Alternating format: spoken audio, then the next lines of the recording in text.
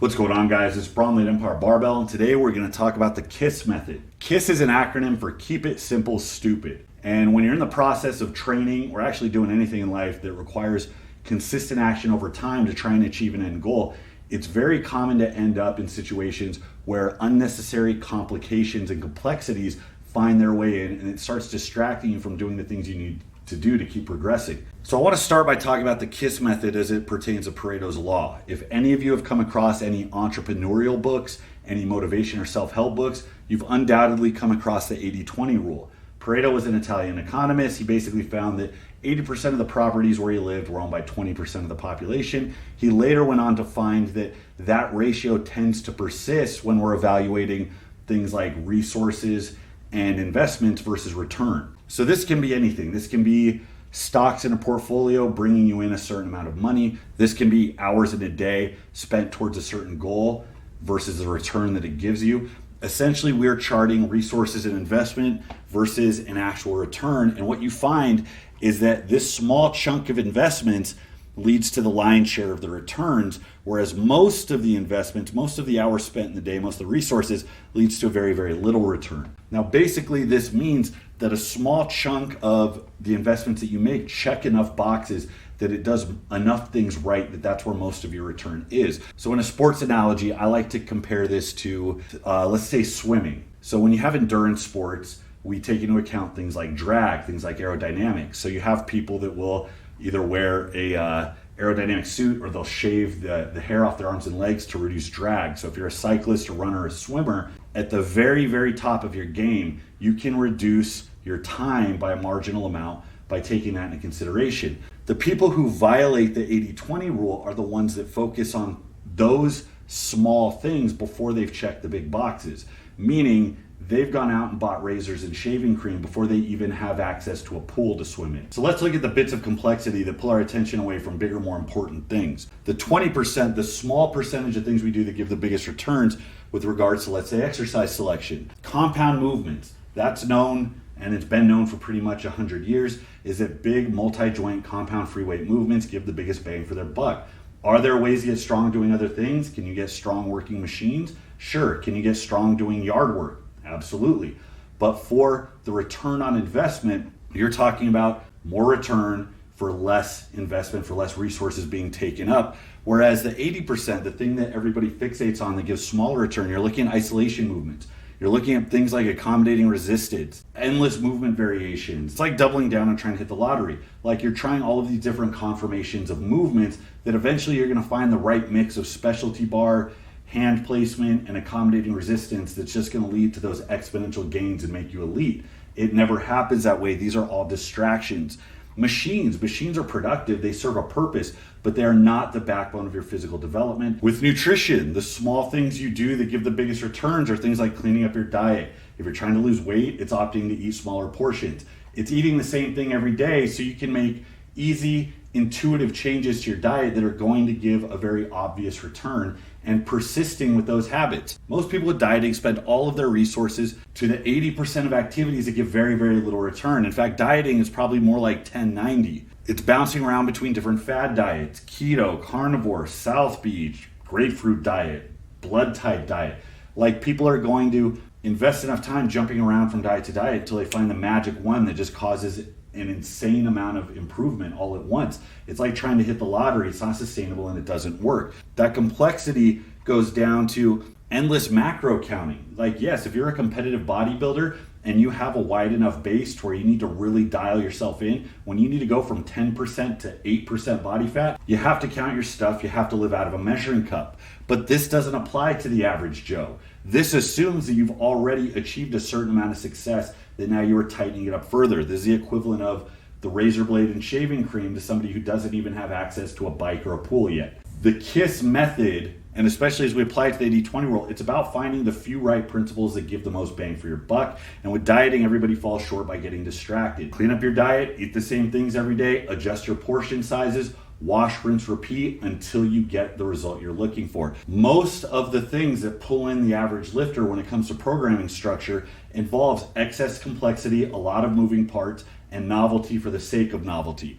So you have things that seem sexy because they claim to do all things at once, things like concurrent training and DUP. You have organizations with more moving parts where more things need to be swapped in and changed more frequently. You have program hopping, getting shiny object syndrome, looking to more new, different, novel ways of doing something that in essence is very simple and very straightforward. You have winging it. You have going in and doing whatever the hell you feel like that day because somehow you're going to know better in the moment than if you actually adhered to a consistent program.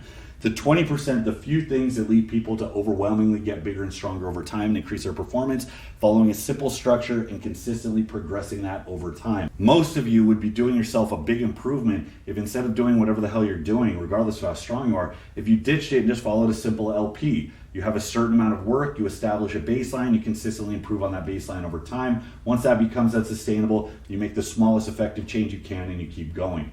This is an example of the K.I.S.S method. Stop trying to look towards the most exotic, most elaborate way of doing things. Stop trying to infuse unnecessary complexity or do all things all the time all at once. Pick 2 or 3 sound principles and focus on making that your bread and butter. And I'm telling you, gains will come more consistent, more often than they have been, given whatever bells and whistles you've been tagging on what you've already been doing. So since the definition of periodization is actually the change of training variables over time, we need to assess how we change things when it's time to change things. Part of keeping things simple and obeying the 80-20 rule is by isolating sound principles with every decision we have to make. That means that we should not infuse complexity into a situation that doesn't warrant it. You've heard me cite Occam's razor before.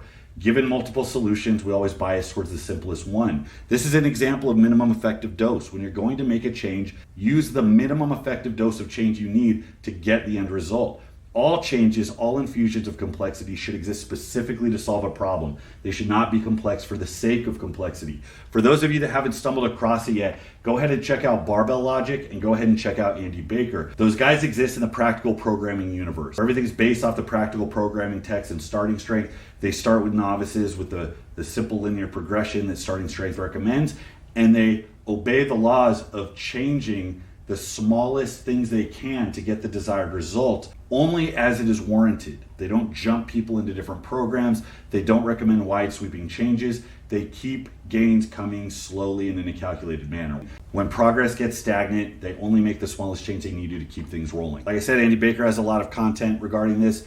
And the Barbell Logic guys, if you could sift through a lot of their podcasts, they have podcasts regarding minimum effective dose. They have podcasts regarding how they make changes to training as you go from novice to intermediate to advanced. And all of this revolves around the idea of keeping it simple and obeying the 80-20 rule, which basically boils down to just obeying the soundest principles and not overcomplicating your training. So I'm going to read a bit out of Iron Minds, Stronger Minds, Stronger Bodies by Randall Strawson. This is one of my favorite books. Randall Strawson is a PhD and he talks a lot about human psychology when it comes to training. So this is out of chapter 24, K.I.S.S and Grow. We're conditioned to believe that complexity is the advanced stuff and simplicity is for beginners or dolts. Simplicity is deceiving because it's often mistaken for lack of understanding or lack of depth. That's what you mean when you say someone has a simple understanding of something, because a lot of simple explanations are actually simple-minded. There's a reason for our bias against simplicity. Actually, simple-mindedness is just a case of partial understanding. Truly simple explanations, however, understand the situation so thoroughly that they immediately zero in on what is important and toss out all the window dressing. For example, let's say we want to teach you the basics of visualization to improve your self-confidence, boost your motor skills in a particular sport, or mentally condition you to deadlift 500 pounds. If we really wanted to go Madison Avenue, we would recognize that what we are selling is 90% sizzle and 1% steak. That is, we would recognize that we need to wrap up our basic concept in a pretty package so it seems more attractive to you, and also so that it seems unique in the marketplace. So what we do is dump the idea of calling our process anything as simple as mental rehearsal or visualization. How about if we say instead that we're going to use autopsychogenic response activation to predispose you to success? Chances are you will be confused by the latter phrase, but you are likely to give us the benefit of the doubt and be impressed. Who knows, maybe you'll send us a check for $49.95 so you can buy one of those things for the dashboard on your car. You can guess how things snowball from there. The chapter goes on, discussing somebody who's frustrated trying to add size to their arms. As a result, you got smart and decided, why not K.I.S.S and maybe make out like a bandit? Here's how your brainstorming session went. Let's see, to get bigger arms, I need to make the muscles do more work than they're used to, so I have to boost my training poundage and/or reps and/or sets, or cut my rest periods. Since I've been on this 30 sets per body part routine, my poundages are starting to look like they belong in the aerobics room. So maybe the smartest thing to do is cut way back on the number of sets, but make a real effort to max out in terms of reps per set. Maybe I can really crank up my training weights too. Next, since I want my arms to get bigger, that means more muscle mass. And since I'm already rock hard or just about, phrasing, I have to gain weight in the simplest terms. That means hard work on a handful of basic exercises and then some serious work in terms of nutrition. Maybe I should just go back to consuming more high quality protein with a balanced and abundant intake of vitamins and minerals. This is starting to sound too simple. Suspicions of simplicity pushed aside, you follow your game plan, heavy work on a handful of basic exercises with constant attention to making just one more rep and then putting another 5 pounds on the bar. Out of the gym, it's been a generous and balanced diet laced with protein supplements, vitamins, and minerals. To help keep motivation high, you regularly relax and visualize both the means and the ends of your success. A month later, you're 10 pounds heavier and your arms, honest, have moved up a big 3/4 of an inch. Just about anybody can make something simple appear very complex. It takes a smart person to make something very complicated appear to be simple. Be smart, kiss, and grow. So for any of you who haven't, I recommend picking up a copy of Stronger Minds, Stronger Bodies. I'm a big fan of Randall Strawson and a lot of the Iron Mind stuff. It influenced me a lot very early on. And you see this theme perpetuated of simple processes driving success. And this is the number one thing I see with a lot of people. It's the overcomplication of simple processes. It's getting in your own head. It's adding too much fluff and spreading yourself thin when resources are scarce, okay? Recovery is not indefinite. So number one biggest thing I see is that people over-specializing too soon, people not paying attention to base principles, and people trying to put the cart before the horse. You have to stop overcomplicating things, obey sound principles, and make sure that you drill them day in, day out. Let yourself actually grow from the simplicity of training before you start trying to infuse elements of complication, especially elements that don't solve a specific problem. That's it for today, guys. Thanks for watching. Leave your questions in the comments section and go ahead and join the forum, empire-forum.com, and keep the discussion going further. Until next time, this is Bromley with Empire Barbell. I'll see you.